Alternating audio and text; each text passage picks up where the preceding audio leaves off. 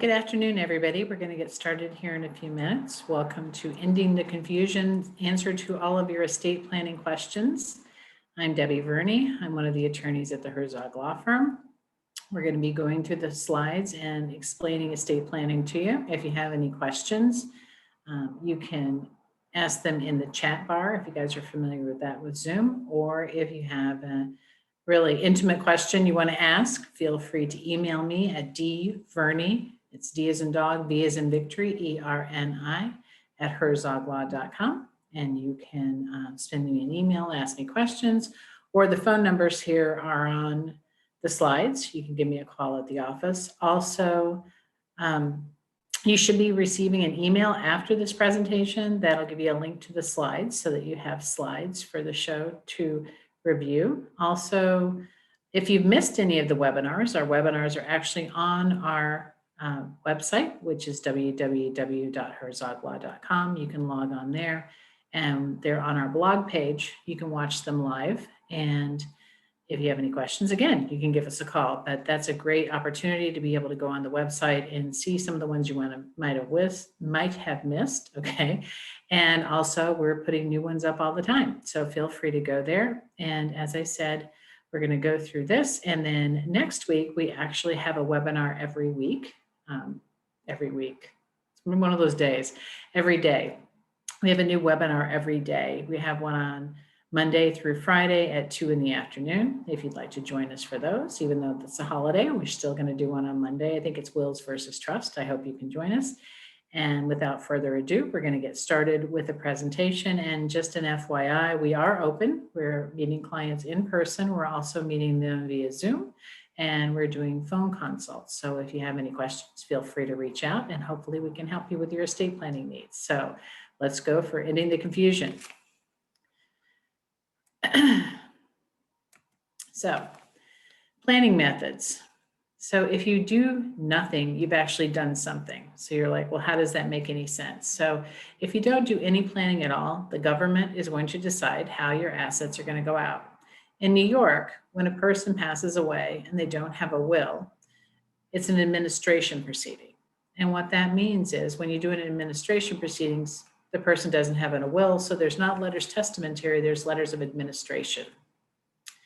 And whenever you do letters of administration, the person that is going to get your assets depends on who you have, right? So New York looks at the person, they say, do they have a spouse? Do they have children? If they have a spouse and children, the assets are going to get split about 50-50. No spouse, all goes to the kids. No kids, all goes to the spouse. No spouse or kids, it's going to pop up. It's going to go to your parents, right? Is that where you really want stuff to go? We have issues with that sometimes where we have a person that passes away and their parent is actually in a nursing home or on disability, and all of a sudden they inherit all this money and it throws them off their benefits. Definitely not a good choice.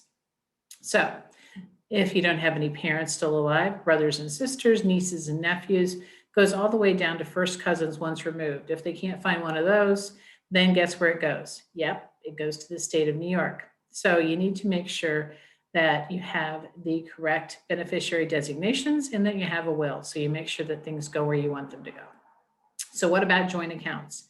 If you create a joint account, it's automatically going to pass to that person at your death. So if you have a joint account with your spouse, or if you have a joint account with a child or someone else, when you pass away, it automatically vests in that person, meaning they can go in the bank and they can clean out the account. But you need to know that they can also go in and clean out the account while you're alive. And that sometimes becomes a problem. Even though you trust your kids, sometimes they don't pay their bills. I had a situation one time where my client went into the bank to write a check and they said, you don't have any money in your account. She said, no. I've got $60,000 in my account. And they said, no, you don't. And they pulled it up and apparently her son hadn't paid his income taxes. So the IRS had levied her account and taken the money because it was a joint account. So be careful with that. So what's another option? You can go to the bank and you can make the accounts transfer on death or payable on death. What's that mean? They're TOD or POD, meaning whenever you pass away, the person can go to the bank and they can take the money out of the account. The person doesn't have any access to it while you're alive, but once you pass away, they can go in with the death certificate and they can collect that money. So what about designating a beneficiary? You should always have a beneficiary on your retirement account. You should make sure that you have beneficiaries on your life insurance. Anything that you can name a beneficiary on, you should. And you should have contingent beneficiaries. Okay, so husband and wife have each other as beneficiaries on their IRAs and their life insurance, and then maybe you have your kids as a backup. Excellent choice, but not a good choice if you have minor children, right? Also, those of you out there that are thinking, well, my kids are doing okay. I want to leave money to my grandkids. If your grandkids are underage, the last thing that you want to do is make them a beneficiary of an IRA. It's a big mess if you have someone that's underage as beneficiary of an IRA. They have to have a guardian appointed, even if they have parents. So not a good choice. So make sure that you have a beneficiary and make sure that you have contingent beneficiaries, but make sure that those beneficiaries are actually someone that can take the benefit of the money, meaning someone that's not underage. And you need to make sure that the person that you're leaving the money directly to is not on disability, kind of going back to the person that's disabled or has a disability, or maybe they have autism or something like that. You're going to leave it to the grandkids because they have disabilities. Again, you need to look at that and maybe set up a special needs trust for them so that they don't lose any benefits if the money went directly to them. So what about outright gifting? Well, yeah, if you give everything away while you're alive, you don't worry about it when you're dead. Of course, we hope we aren't worrying about it when we're dead anyway. But once you give it away, what if they spend it? You can't get it back. So you got to be careful with that. And what about trusts? Well, there's different types of trusts. There's revocable trusts and there's irrevocable trusts. And we're going to go into those a little bit. A revocable trust is kind of a heads up before we go in depth into the slides. Revocable trust is a trust where you're your own trustee, right? You can move stuff in, you can move stuff out, you can do whatever you want with it. An irrevocable trust is a trust where you have to name someone other than yourself as trustee. Now, with the revocable trust, because you can write yourself a check, you can write the nursing home a check or the creditor a check. So you need to think about that. Revocable trust avoids probate. Irrevocable trust avoids probate. Revocable trust does not protect assets. An irrevocable trust does protect assets. And it looks like we have a question. What is a Totten trust? Good question. So Totten trust is a payable on death account. It's just a fancy name for it. So when you go into the bank, you tell them you want a POD, payable on death account, a TOD, which is a transfer on death account, or some banks call them Totten trusts. It's not really a trust, it's an in trust for, right? So it's payable on death. So kind of skip over that. It's just like a cool name, right? So attorneys can have big words. It's payable on death, POD, transfer on death, TOD, or ITF, in trust for. Those are all three of the usual lingos that they have at a bank. And again, you go into the bank, they add this person to the signature card, and then once you pass away, that person can collect your money, but they have no access to it while you're alive. Okay, so next slide. So estate planning documents that everyone should have. You got your basic healthcare proxy and living will.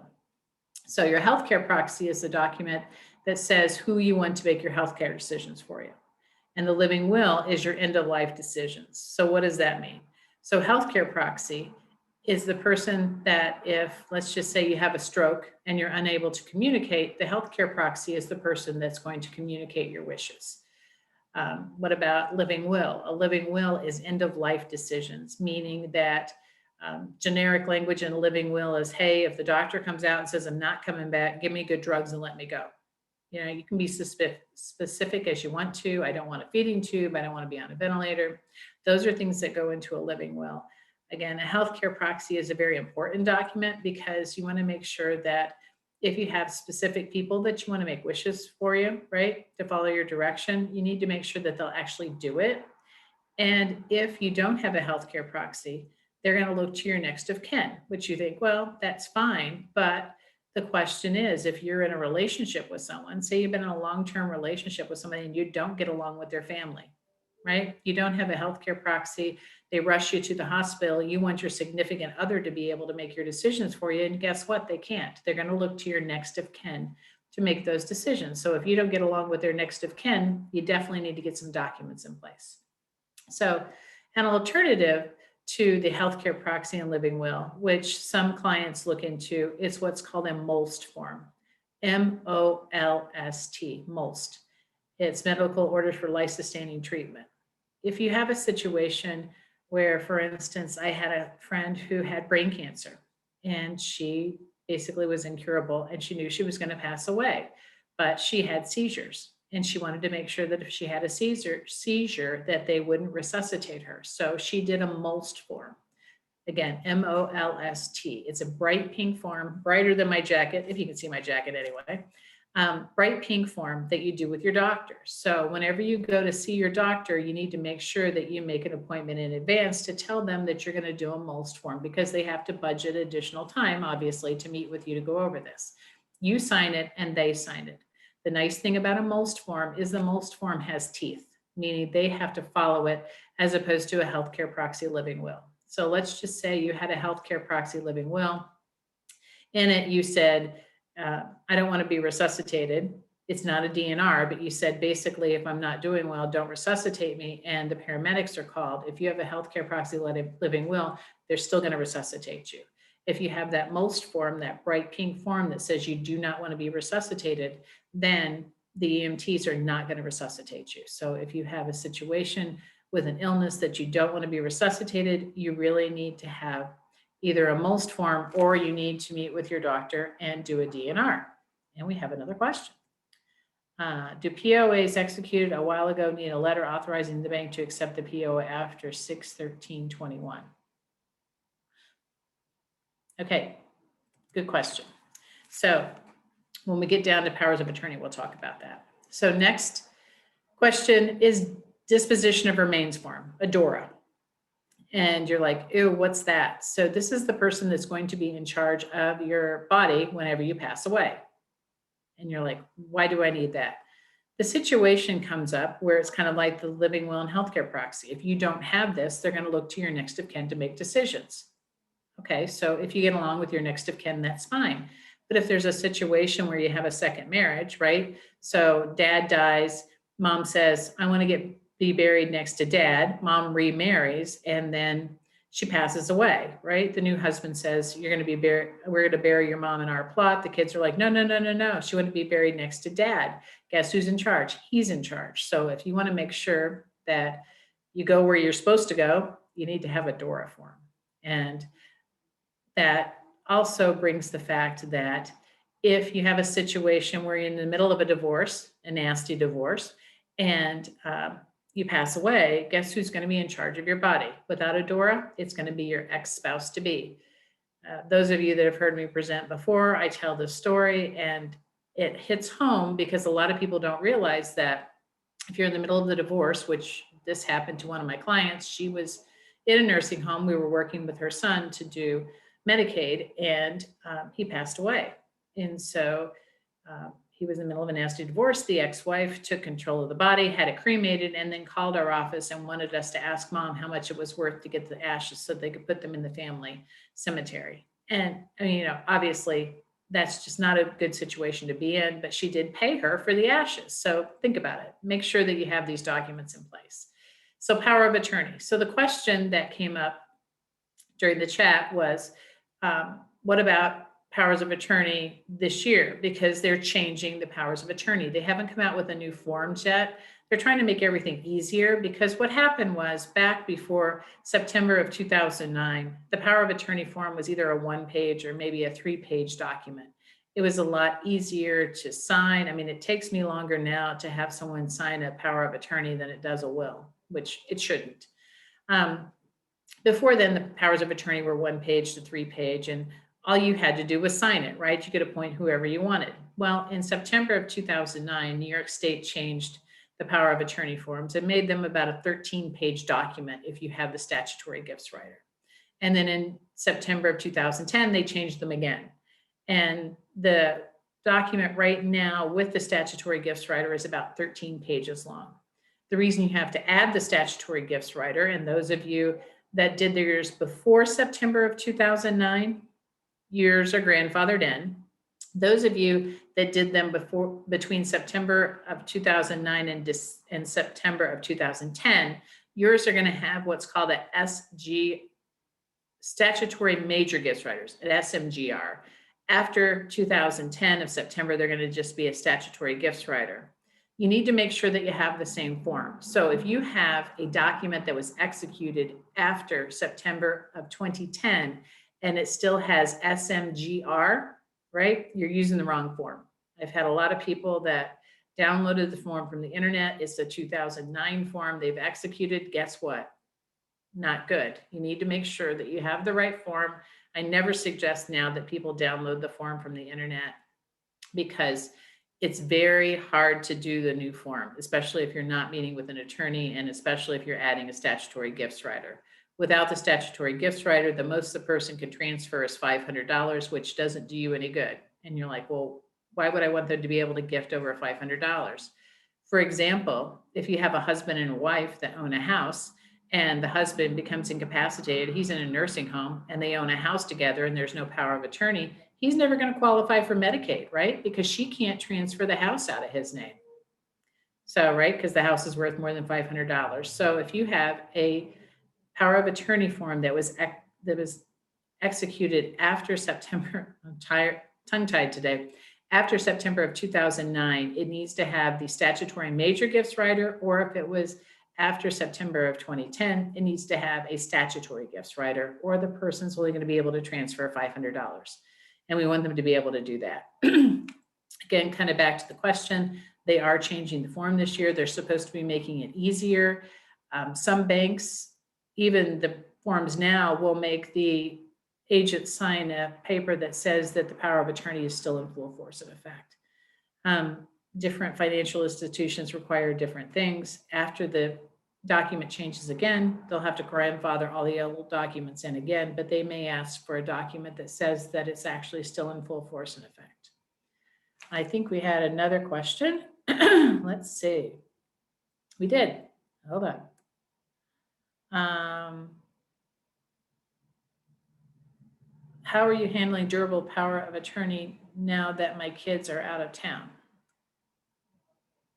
So whenever we execute powers of attorney, if your kids need to sign them, we can send them out for them to sign, and they have to get the names notarized. If your child is out of town, they can still use the power of attorney. They would just have to find out exactly what the bank needed to act as power of attorney. If they need an original, a lot of times they will take a certified original from an attorney. Most of our documents we keep in our vault.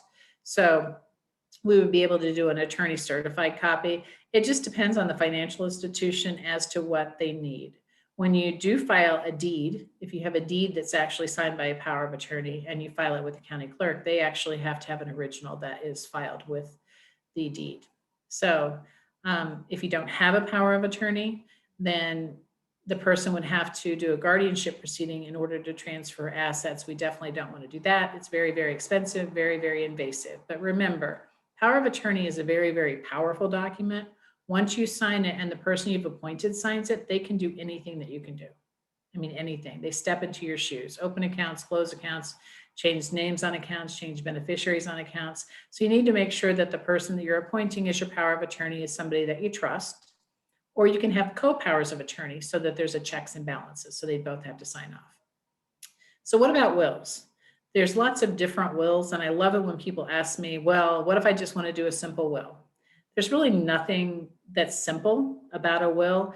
I have simple will down there. The will I kind of call, the simple will is the I love you will, right? You have a husband, you have a wife, I love you, I leave you everything, and if I die before you, it goes to the kids. Pretty simple, right? So then you add to that, well, what if one of your kids passes away? What are we going to do with that? Do we want the money to go to the grandkids? Do we want the money to go to the surviving child? Do we want it to go to someplace else? What if the entire family was wiped out at all one time? Where's all the money going to go? These are things people have to think about. We try to make our documents as bulletproof as possible. We want to do the what ifs, right? And to be a Debbie Downer, what can I say? I try to make sure that my clients' documents are bulletproof so that if something happens, they don't have to redo the documents every time some little tweak changes, right?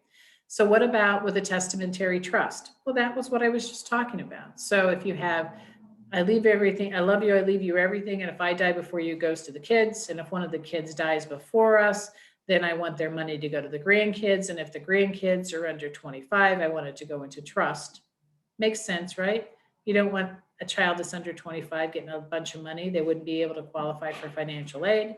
They wouldn't be able to qualify for school loans, right?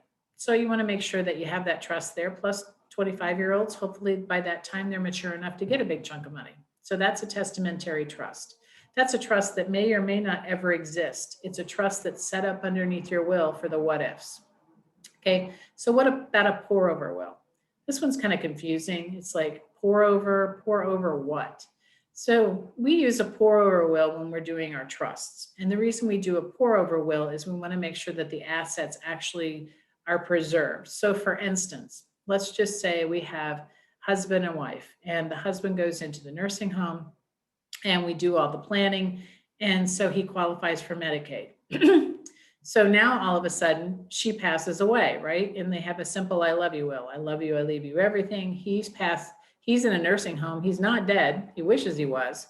But now all those assets are going to him, right? Because I love you, I leave you everything. If in fact they had set up a trust with a pour over will, the will would actually pour over him, right? Jump over him and go into the trust, and then the trust would continue until he passed, and then it would go out to the beneficiary. So that way you don't have that money that you preserved when you originally set up all your documents going to the nursing home after you did all that hard work trying to make sure that you preserved your assets.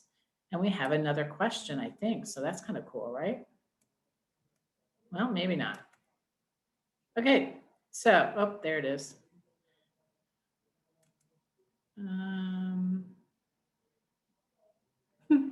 Great questions. What is the downside of a co-power of attorney? Downside of a co-power of attorney is you have to have both agree, which doesn't sound like a big deal, but I had a colleague that came to me and said, what do you think about this? So we have co-powers of attorney. Excuse me for a sec. So we have co-powers of attorney, brother and sister, only 2 kids, mom's in a nursing home. The one child says it's their co-powers of attorney, says it's best for mom to stay in the nursing home. She's getting care there. She's there 24/7. She's got people looking after her. And the co-power of attorney said, no, it would be better if mom could go home and we could get care for her at home. And the rule about a power of attorney is you have to act at the person's direction or in their best interest. Okay, so is it in their best interest to leave them in a nursing home? Or is it in their best interest to bring them home with care? Right? You tell me. Obviously, I didn't know the specifics of the situation, but think about it. They're both looking out in mom's best interest. She can't make decisions for herself. So which is the best one? It just depends, right? It depends on what the situation is, the nursing home is. It depends on if you can come home. What kind of care are you going to be able to get? Are they going to be able to get care 24/7? What if someone doesn't show up? So there's lots of ifs. And you got to think about it. If you got co-powers of attorney, they're actually going to have to agree. What if they have to pay a bill? They're both going to have to sign off. So checks and balances are good sometimes they don't work out, especially if your kids don't get along or the people that you name don't get along. Definitely not a good choice. So what happens if you got sick, right? So now we're going into the depressing slides, right? So what if you got sick and someone had to go into the nursing home? How are you going to pay for the care? So these are the depressing slides. Like I said, 70% of Americans over 65, they're going to need some kind of long-term care services.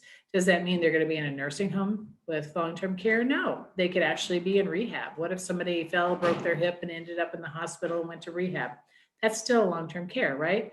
So if someone perhaps, let's say, fell, broke their hip, ended up in a nursing home, and they're in rehab, Medicare, not Medicaid, okay? The difference between Medicare and Medicaid, the easiest way to remember it is Medicare ends in an E, right? So it's for everyone. And Medicaid ends in a D, in AID, so it's aid, and you have to qualify for aid. So Medicare will pay for the first 20 days in full in a nursing home. So while you're rehabilitating, you're getting better, you're getting up, getting around. So they'll pay for all that for the first 20 days. Well, after that, if you're still progressing and getting better, then Medicare will pay for an additional 80 days, all but about $185.50. I love these figures anyway, a day. And hopefully you have supplemental insurance, and the supplemental insurance will pick up the difference, right, between Medicare and the fee for being in rehab. But unfortunately, the average person only gets about 23 days. And you're like, well, you just said 100, and now you're saying 23. Well, what happens is by that time, usually they come out and say, well, they're fine, they can go home, or they say they need to go into a nursing home, or they need to go for 24/7 care. And once they say that, Medicare and your supplemental insurance will not pay for your care any longer. So you need to figure out, what are you going to do, right? The average person ends up in the nursing home about 2.5 years. Um, that's just an average. A lot of people that have cognitive problems may end up there 7, 8, 9, 10 years because there's nothing wrong with their body. It's their mind. And then there's people that are very, very ill that end up in nursing homes that are only there a month or two. So the average is about 2.5 years. Medicare won't pay for it, and private health insurance will not pay for it once they say that you need to be in a nursing home, that you need custodial care. So that's something you need to think about. Also, I forgot to mention that you need a 3-day qualifying stay, okay, 3 days, that you've been admitted to the hospital before Medicare will pay for your care. So there are some exceptions, but the general kind of hardline rule is you need a 3-day qualifying stay before Medicare will pay for your care in a nursing home for rehab. So if you have a loved one and they're saying they need to push them out to rehab, make sure that Medicare is going to pay for their care, for their rehab in the nursing home, because a lot of times people end up with bills and they're like, wait, Medicare was supposed to pay for this. And then it's just a pain to get things fixed. So just make sure they have a 3-day qualifying stay, meaning they were admitted to the hospital before they go out to a assisted facility, not assisted facility, they go out for rehab. So how are you going to pay for long-term care in the nursing home? There's long-term care insurance. A lot of people have long-term care insurance. If you do, that's awesome. Whenever you look at your long-term care insurance, make sure you take out your policy and dust it off every once in a while. You want to see how much your long-term care insurance is going to pay per day, right? How much is going to pay per day. You're going to look and see if you have an inflation rider. So to see that if it's gotten bigger, most of them have like a 3% or 5% inflation rider. You want to look at how many days it'll pay for your care. So when you're looking at that, they're going to have an elimination period. Some are 30, some are 60, some are 90 days. You need to look at that, and you need to find out how long it's going to be before they pay for your care. So don't save your long-term care insurance for a rainy day. If something happens to you and you need to trigger your policy so that your time starts to run. Meaning if I have a 30-day elimination period, I want to trigger my policy because they're not going to pay for my care for 30 days. And so again, dust off your policy, look at it, see what type of policy you have. There's a policy called a New York State Partnership Policy. That's a policy that says that if you're in a nursing home and you've used all of your benefits, right, you automatically qualify for Medicaid in New York. So you need to make sure if you're going to try to take care of that benefit that you're either in New York or they're going to send you back to New York so you can go on Medicaid. Private pay, the average nursing home, again, we're going to go into this a little bit more in depth, is over $15,000 a month. Yep, that's $15,000 a month, not a year, $15,000 a month. So if you do the math, you take 12 times 15, and it's $15,000 a month plus tax. Pretty hefty sum, right? Or there's Medicaid. Like I said, Medicaid will pay for your care if you qualify because it's aid. Like I said before, long-term care insurance, basically you've paid for it. It covers home care, it covers assisted living, it covers skilled nursing. There's a lot of different policies that are on the market. Some of the newer policies are what's called policies where you buy a policy for life insurance, and then it has a long-term care rider on it, right? So what happens is that way you get more bang for your buck, because if you pass away, you get the life insurance money. If you don't pass away, and you can use the long-term care rider to pay for your care. Also, you have to be insurable. I had people that came in today and he said he was able to get long-term care insurance, but she wasn't because of an underlying condition. Long-term care insurance has been going up every year, so you need to make sure that you can afford it. But the other products, the one that a lot of people are doing now, again, is the one that's the hybrid, where you buy life insurance that has a long-term care rider. So if you end up using it for long-term care, it just reduces the benefit of your life insurance. Private pay, nursing home costs $168,000 a year, pretty hefty. Assisted living, they could be $3,000 to $7,500. They may be more than that. It just depends on what level of care you need. And a lot of the assisted livings are actually kind of a la carte, right? You go to the restaurant and you get your steak, and then you want a salad, cha-ching, and you want a potato, cha-ching. Assisted livings are a lot like that, right? Do you need help with your meds? Yes. Do you need help with your dressing? Cha-ching, cha-ching. So you need to make sure that you're going to have all your costs covered whenever you're signing a contract for assisted living. So home care, right? So what if you're going to try to stay home and you're getting people to come in and help take care of you? Right now, we're having a very difficult time finding caregivers to go into people's houses because of COVID. Namely, it was tough before COVID. Now it's even harder. It's hard to find people that want to go into people's houses, and a lot of people don't want people in their houses. When you're looking at pay ranges, you can look anywhere $17 to $80 an hour. And you need to make sure that if you're not going through an agency, and this is just my soapbox, right? If you're not going through an agency, you need to make sure that you run the person through a payroll service, because if something happens and they become injured on your property and they find out you don't have any disability insurance because you haven't been paying through a payroll service, you could be in a big trouble. So that's my little soapbox spiel for now. So anyway, how long are your assets going to last if you have someone that needs long-term care, whether it's in a nursing home, whether it's at home? You need to look at this and think of, how am I going to be able to preserve my assets? People are like, well, we don't have any kids, so we don't have any money. We don't have to worry about leaving money to our kids. Okay, well, what about your spouse? What if you go into the nursing home? Are you going to bankrupt them with the expenses to pay for your nursing home just so you can be in the nursing home and they can live?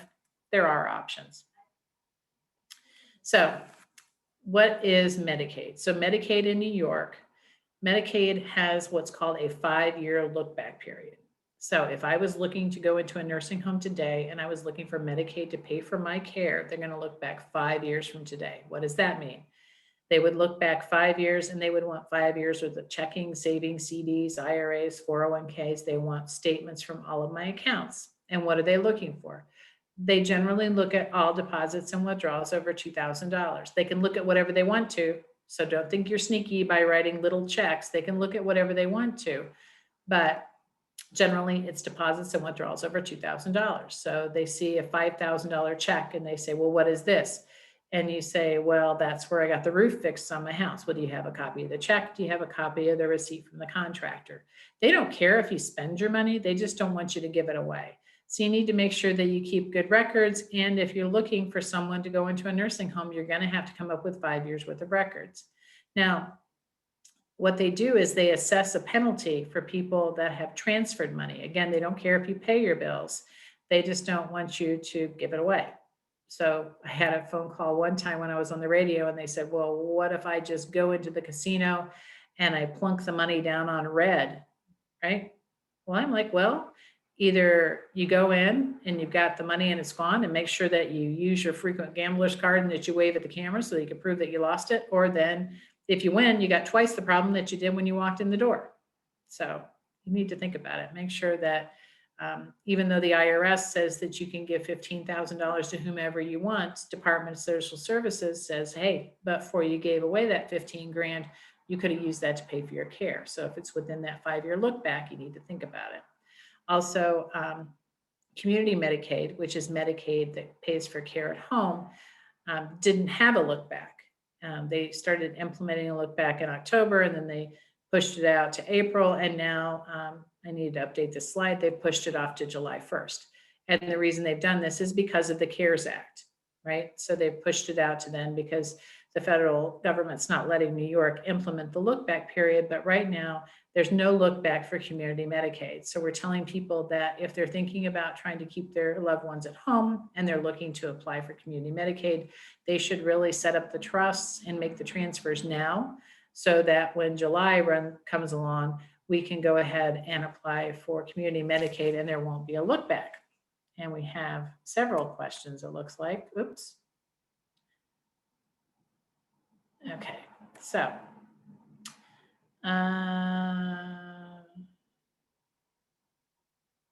question is, does long-term care insurance pay if you fall in nursing home, and for how long? And will they pay both while the person is recovering in the hospital? Meaning, will it pay for both hospitalization and nursing home costs while you recover? So the answer is long-term care insurance generally pays for a nursing home and it pays for assisted living. It would not pay for your hospitalization. And if you fell in the nursing home, as long as you reached your elimination period, they should be paying for your care, whether you fell or not. But long-term care insurance doesn't pay for hospital care. That would be your private insurance, and that would be your Medicare, right? That would pay for that. So what if you have to go into a nursing home and you're looking for Medicaid to pay for your care? Okay, so the person going into the nursing home, the person's ill spouse, gets to keep a maximum of $15,900 in total assets. That's not $15,000 a year. That's not $15,000 a week or a month. That's $15,900 in total assets.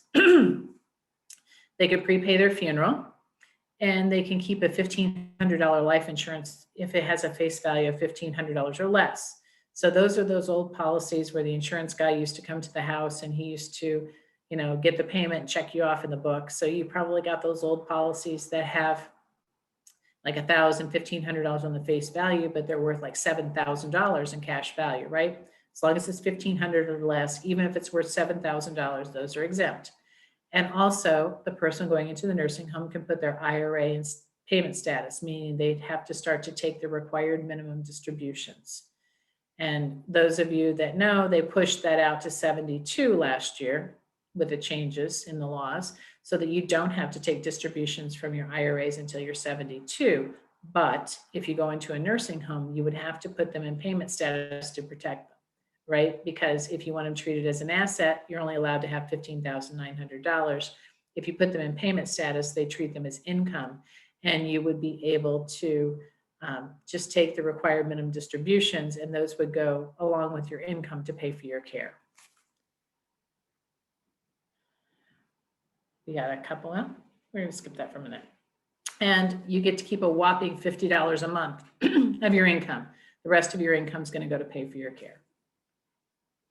So next slide. What if we have a spouse, right? So if you have a community spouse that's living in the community, right? You can't both be in the nursing home, but if you have a spouse that's living in the community, the maximum that person is allowed to keep is $130,380.50, right? I don't know where they get these numbers again. So that doesn't include the $15,900, but that's the maximum that you get to keep, not the minimum. So you've got the spouse that's in the nursing home that can keep $15,900, and then the maximum that the spouse outside is going to be able to keep is $130,000 and change. You get to keep the house as long as the spouse is living in it, right? The community spouse gets to keep the house. So that's my Dr. Seuss rhyme, right? If you have a spouse, you keep the house. You get a car of any value. I always joke and say, well, if you got over the $130,000, you could always take the extra money and buy a really, really nice car, right? You're allowed to have one car between the two of you. You, the community spouse, and the ill spouse are allowed to have one car. You could sell both of your cars, add the extra money to it, buy a nice little Lamborghini, drive over to the nursing home, pick up your spouse, drive them around, drop them back off, right? Also, you can prepay your funeral, and the same goes with the life insurance. Now, the community spouse income allowance. So what that means is that's the amount of money that the person in the community gets to keep. So it's about $39,000 annually. And you're like, well, wait, that makes no sense. So it kind of cuts both ways. if you have two spouses, let's just say the husband goes into the nursing home. I know I always pick on the husband. The husband goes into the nursing home and he was the breadwinner, right? The wife stayed home. She took care of the kids and she only has $700 a month of income and he has $4,000 a month of income, right? So they're not going to make her live on $700 a month. What they would do is they would bring the difference over to bring her up to the $3,200 a month for income, right? And then the rest of his income would go to pay for his care. So, like I said, it kind of cuts both ways. Let's say that it's the wife that goes into the nursing home and the husband was the big breadwinner, right? So he makes $50,000 a year. They're going to let him keep 39, and then anything above that 39,000, he's going to have to kick 25% back to pay for her care, right? So 11,000, 25% of that would have to go to pay for her care. So they would take all of her income, all of her $700 plus 25% of his excess over the 39,000.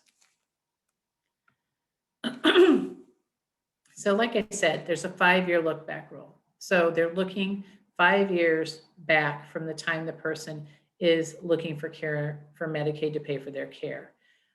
Back in 2006 is when they changed all these rules, and they changed the rules about annuities.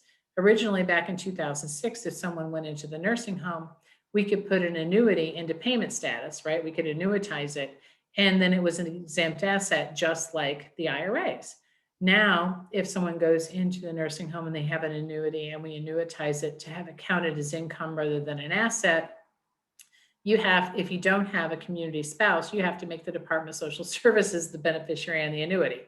So if they pay for more care, so let's just say I have a $100,000 annuity and I don't have a community spouse and I annuitize it, right? So I'm taking the income, I have to make Department of Social Services the beneficiary. So let's just say they only pay $20,000 for my care and I pass away. Well, the $80,000 can still go to one of my beneficiaries, but they're going to carve their 20 right off the top.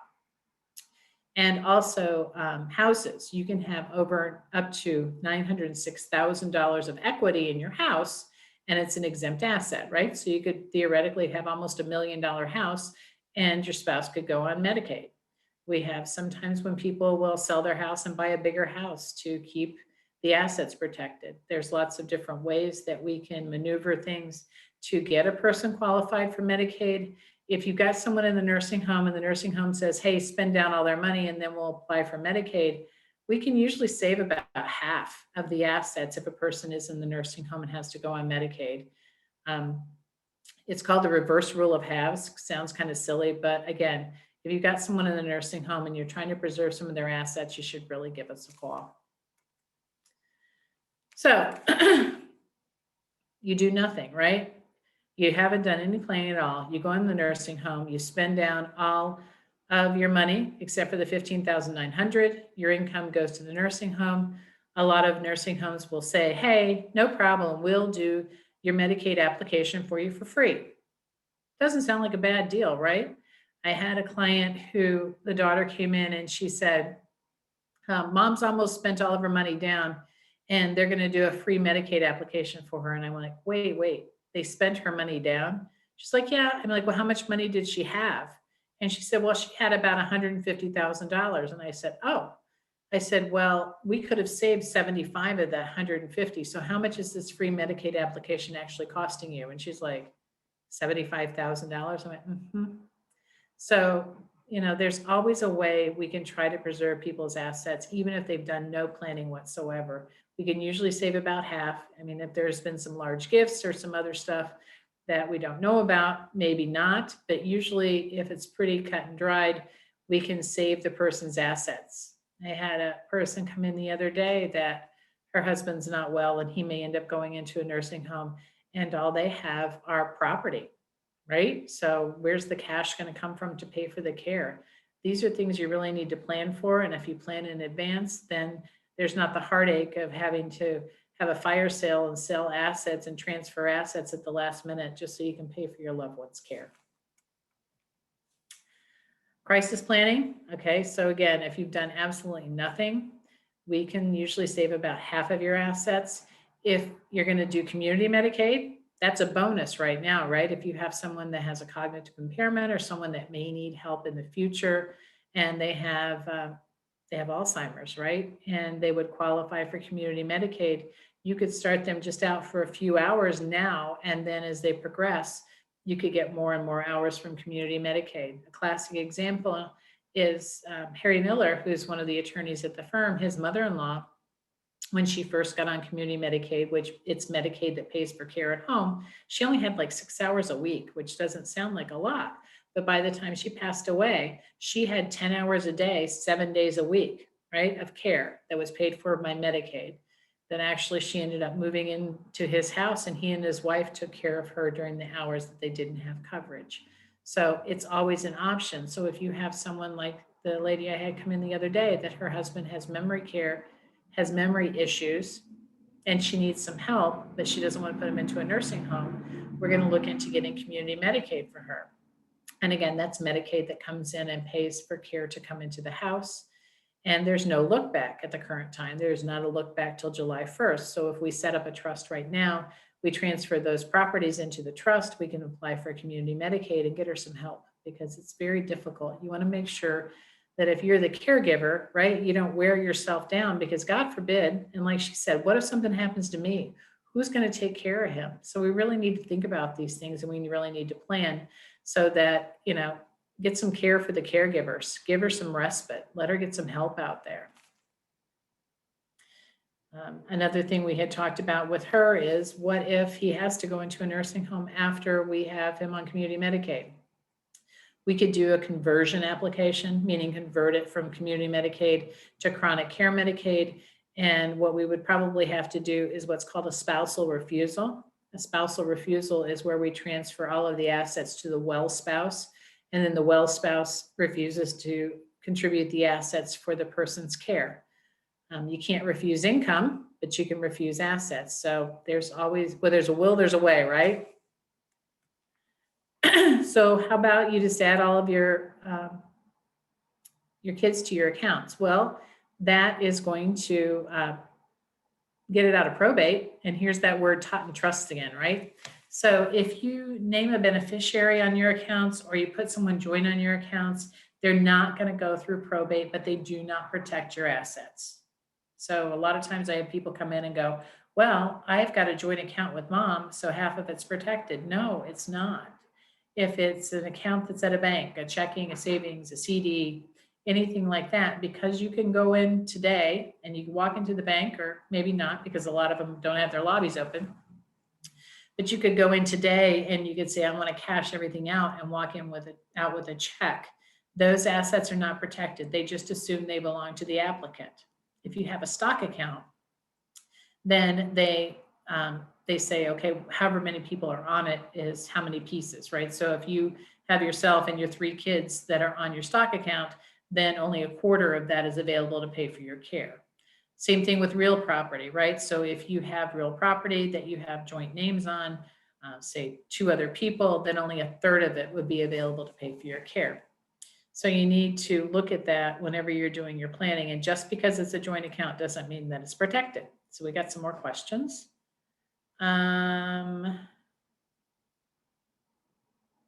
What does periodic payment status mean? Can you take in once a year in a lump sum? You could, but what's going to happen is, on the required minimum distributions, they're going to want a certain amount. They call it NAMI, right? That's the amount that you have to contribute to the person's care.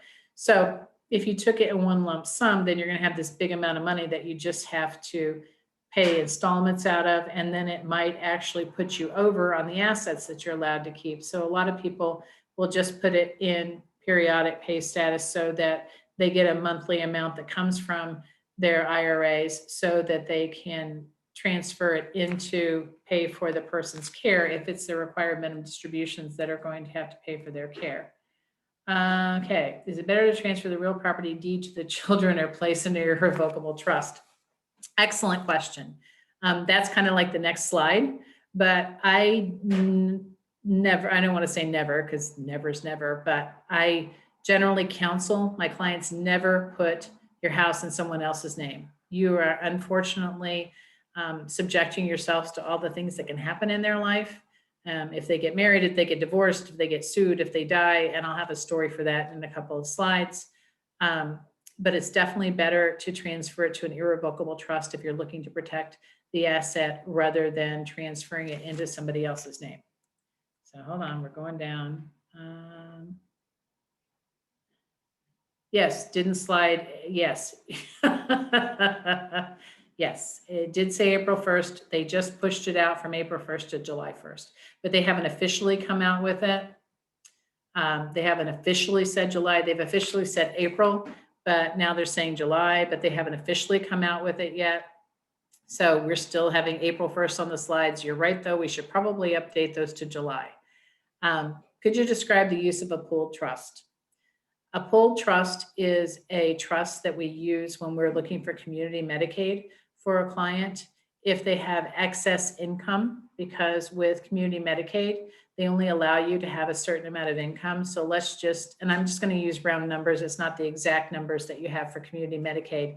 Let's just say that community Medicaid will only let a single person keep $900 a month, and they have a $3,000 a month of income. So that $2,100 would have to go over to the pooled trust, and then you send your bills over there, right? So the pooled trust is going to pay your mortgage, it's going to pay your taxes, it's going to pay your other credit card bills and stuff like that. And then Medicaid would pick up your care. So it sounds a little bit more simple than it is, but a pooled trust is for excess income when you're looking at community Medicaid, so that you can still have Medicaid pay for care in the home and still be able to pay your bills. Okay, going down. If my parents sell their home and move into my home, can they simply deposit proceeds from the sale into an already established trust account? Yes. Whenever we have a trust that owns a home, we want to make sure that whenever we have the closing on the house, that we make the check payable to the trust. So it goes back into the trust. So the money's protected back to the original date that the trust was established. So let's just say I set up my trust in 2010 and now I'm selling my house, right? So it's been, 11 years. And so I'm going to make sure that that check's payable to the trust so that my money is protected back to the original date of the trust, which was 11 years ago, so that if something happened and I had to go to a nursing home, that money's still protected. Wow, all these great questions. Let's see.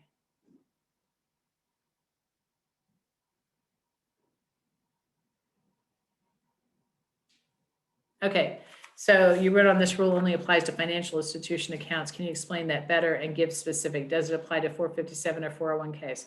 457 and 401ks are retirement accounts. So you would put those in payment status, right? So you would start taking your required minimum distribution. So they would not count those as assets. They would count those as income. So if you have a retirement account and you end up going into a nursing home, you're going to start taking your required minimum distributions, even if you're not 72, so that it's treated as income rather than an asset. So let's just say I have a $200,000 IRA or 403B or 401k, and I go into the nursing home, I'm going to start taking the required minimum distributions, whatever that is. Let's just say it's $5,000 a year. And that $5,000 a year would have to go to the nursing home to pay for my care. But that IRA is protected, right? That $200,000 IRA, the principal of it is protected. Whenever I pass away, it's going to go to whomever the beneficiary is, right? So I'm treating it as income rather than an asset. So when we're talking about stocks and bonds and real property, we're talking about like brokerage accounts, mutual funds, stuff like that. Just your everyday after tax money. Your before tax money that's in IRAs is money that's going to be treated as income rather than an asset. I hope that answers your question. And again, guys, if you guys got more questions that you're thinking about now and you want to ask, you can definitely email me. Again, my email is dverney@herzoglaw.com, or you can give us a call at the office. It's easier to get a hold of me by email, but email me a question. I'd be happy to answer. And again, you're going to get copies of these slides. So once you get the copies of the slides and you have a few questions and notes, feel free to shoot me an email. I'd be happy to answer your emails. Okay, so next. So what if you just transfer everything to your kids? Told you we were going to go into a slide on that. So if you give it away, obviously you're not going to get the income from it anymore. So if you gave your stocks or bonds away, you'd have to file a gift tax return if it's over $15,000 for the gift. And this is like my favorite one, right? So what happens, the events in your life? So let's just say my mother-in-law transfers her house to my husband and then he dies. Who owns her house, right? Me. Does she like me? Yeah, probably. What if we get divorced, right? What if she transfer her house to my husband and then we get a divorce? Who owns her house now? Well, of course, me, because I have a better divorce attorney. Just joking. What if he gets involved in a lawsuit, right? What if he's driving his car and he hits somebody and he kills them? He owns her house, right? So they could take her house if they sue him. What if he files bankruptcy? Yep, that house is part of his money. So the mom could lose her house if he filed bankruptcy. So this is a situation that we didn't do the estate planning, but we had a lady, it's a lady here in Saratoga, that actually did her estate planning, and she deeded her house to her daughter, right? And she reserved a life estate, which is what a lot of people do. So you deed your house to your kids and you reserve a life estate that says that you reserve the right to live in your house.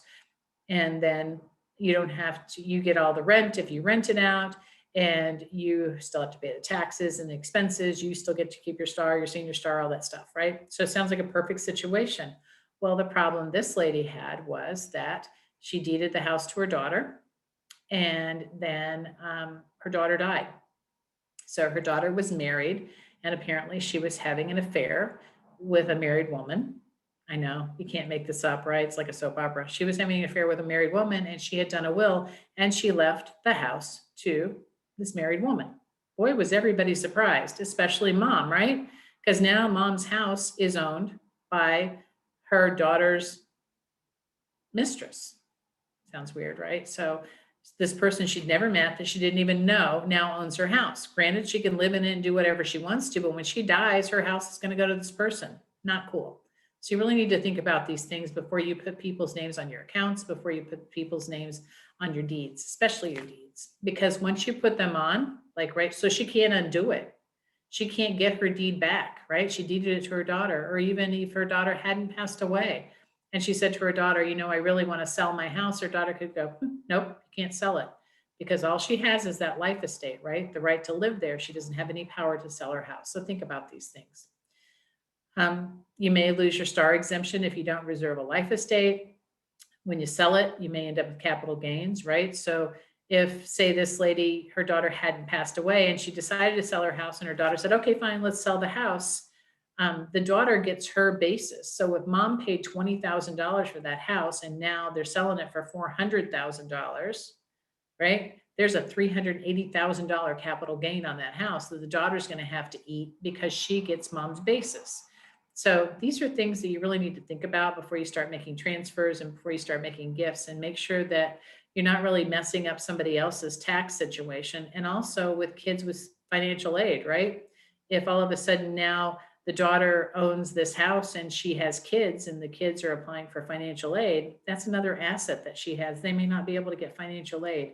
So you should really think about all of the tax ramifications and the other ramifications before you make any transfers to anybody. That's why kind of the answer to the question that came up before, is it better to transfer it to your kids or to a trust, whether it's revocable or irrevocable? It's definitely better to transfer it to a trust. So this is a slide on the asset protection trust, also called the Medicaid trust, also called the irrevocable trust. It's got a lot of different names. It's basically an irrevocable trust. So it's an irrevocable trust. You're the creator, and you have to choose somebody else to be trustee. Kind of like I was talking about before, between irrevocable and revocable. Revocable trust is a trust that's kind of like a box with no lid, right? Because you can put stuff in there, take it out, put it in, take it out, put it in, take it out.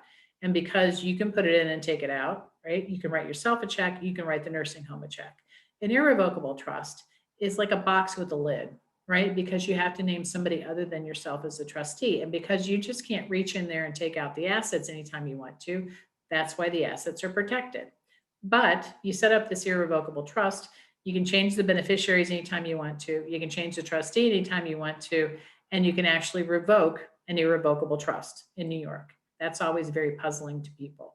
And the way you do that is by doing a partial revocation. So, classic example, again, if you listen to my stories, usually on these slides, I have the same stories, but they're great stories. So Harry had a client that had had her trust for a long, long time. And she got notification that her sister in Italy was passing away. She was going to die. And it's not from COVID or anything else. This is way before COVID. And so she said, I want to take like 20 grand out of the trust. I want to be able to travel. I want to go see my sister. I want to stay there. I want to see the family and everything like that. So we did what's called a partial revocation. It's a simple little piece of paper that says, I hereby revoke $20,000 out of XYZ trust at XYZ bank. And the people that have to sign off are the trustees, the beneficiary, and mom, right? So mom signs off. We send it out to the 3 daughters. It comes back from 2.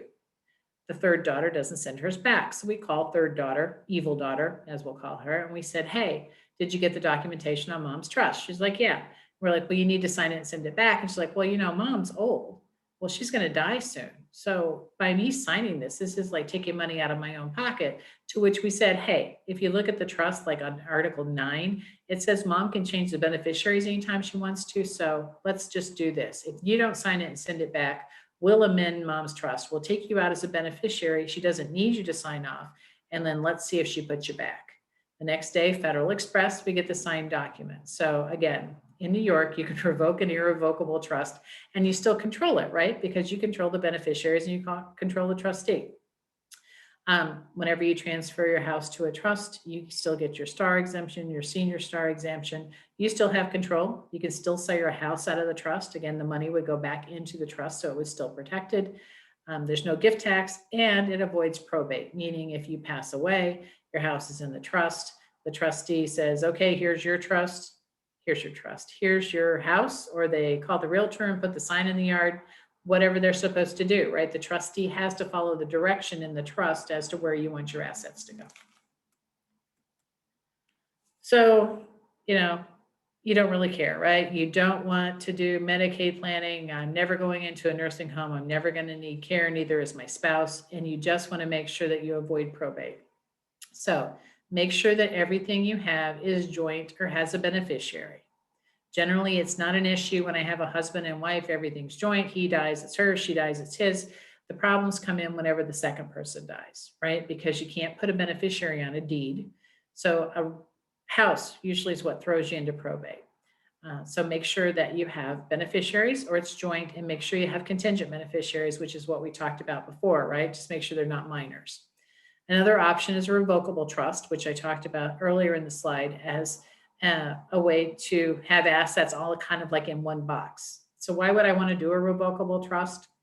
A lot of people will do revocable trusts if they have long-term care insurance and they're not worried about their assets, or if they have assets that are in more than one state, or if they have assets that they want to go to a lot of people and their broker won't let them put all the beneficiaries on the beneficiary form.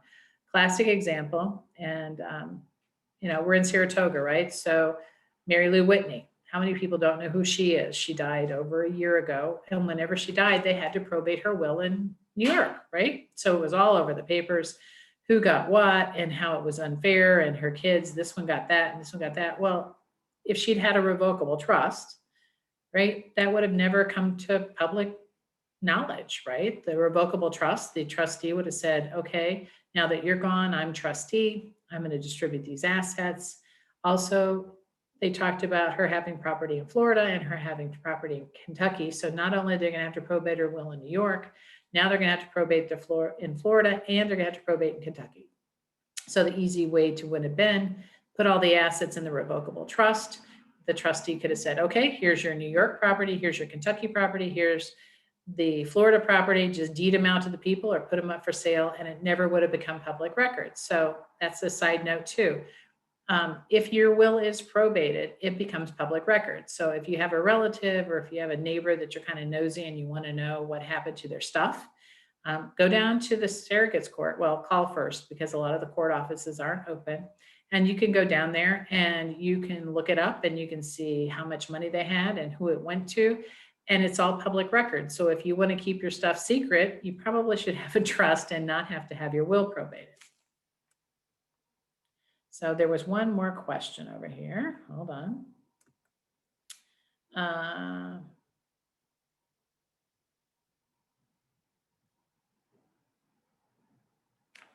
What is the difference from set and a trust set up by your firm? Can I just put an inheritance in there, which will be Medicaid availability? I don't understand your question. Sorry about that. Which will be available is SNT. Um, I don't really understand your question.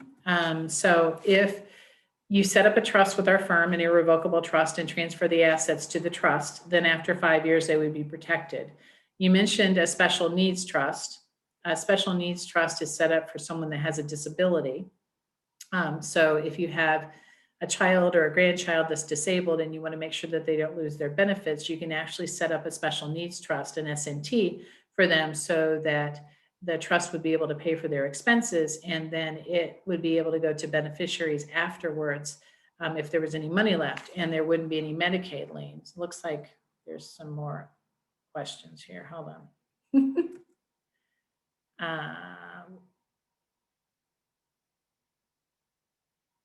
Okay, so the question is, do you need a will if real property is in a revocable trust and all else has beneficiary or transfer on death?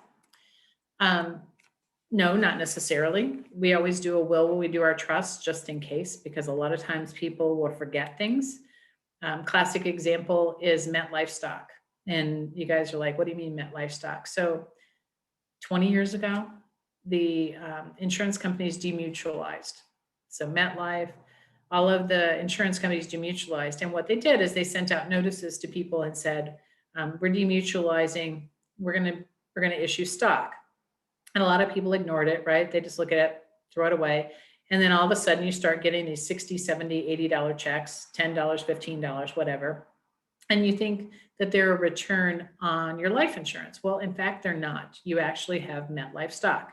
And I'm picking on MetLife because 9 out of 10 times whenever I talk to people and they start showing me the stuff after someone's passed, I'm like, they have MetLife stock. No, they don't. Yes, they do. No, they don't. And I'm like, look at their tax return. And it shows interest, it shows dividends from MetLife stock. And if you didn't have a will, if you had a revocable trust and you had beneficiaries on everything, and you just had this revocable trust and you have that MetLife stock, there's no direction as to where that's supposed to go, right? Because you don't have a will that says, hey, if there's anything I forgot, pour it over to my trust, and then my trust goes out to my beneficiaries, right? There's no direction. Also, if you have individual assets in your name, and definitely MetLife stock is one of those.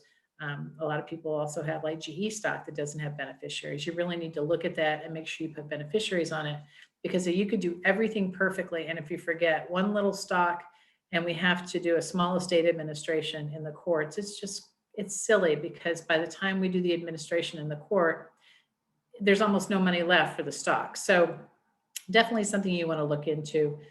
Most of it, again, is the stock from the life insurance companies, and you really do need a will just in case. I always use the classic example, do you really need a belt and suspenders to hold up your pants? No.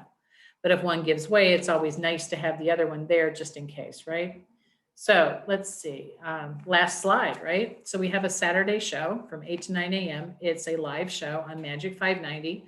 You can call in and you can ask questions, or you can just be a voyeur and listen to the questions. It's funny because a lot of times on the radio, we won't have a call for a while, and then all of a sudden we'll answer a question on powers of attorney or something, and people are like, oh, well, I have that. Oh, let me ask a question about that. So we do have a live radio show on Saturdays. There's usually 2 attorneys that are on that are answering questions, and it's rebroadcast in Kingston. And they've also got it, the podcast on the website for the radio show in Kingston. We also have it as a podcast on our website at www.herzoglaw.com.